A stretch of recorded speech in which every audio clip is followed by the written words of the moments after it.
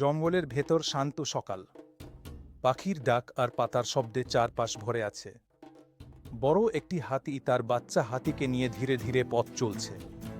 সূর্যের আলো গাছের ফাঁক দিয়ে নরমভাবে পড়ে। হঠাৎ দূরে বজ্রপাত শুরু হয়। কালো মেঘ আকাশ ঢেকে ফেলে। কয়েক মুহূর্তের মধ্যেই প্রবল বৃষ্টি নামে। পানি দ্রুত জঙ্গলের নিচু পথে জমে স্রোত তৈরি করে। একটি ছোট খরগোশ ভয় পেয়ে দৌড়ে এসে পানির মধ্যে পড়ে যায়। তীব্র স্রোত তাকে ভাসিয়ে নিয়ে যেতে থাকে। খরগোশটি দুই হাত তুলে বাঁচার চেষ্টা করে। হাতি ঘটনাটি দেখে থমকে দাঁড়ায়। সে তার বাচ্চাকে একটি বড় গাছের নিচে নিরাপদে ঠেলে রাখে। তারপর প্রচণ্ড গর্জনের মধ্যে পানির দিকে এগিয়ে যায়। হাতি তার বিশাল পা দিয়ে স্রোতকে ঠেলে ধীরে ধীরে খরগোশের দিকে এগোয়। জল তার গায়ে উঠে আসে, কিন্তু সে দাঁতে দাঁত চেপে লড়াই করে। সুর বাড়িয়ে খরগোশটিকে আলতোভাবে তুলে নেয়। হাতি খরগোশটিকে পিঠে বসিয়ে নিরাপদ জায়গায় নিয়ে আসে।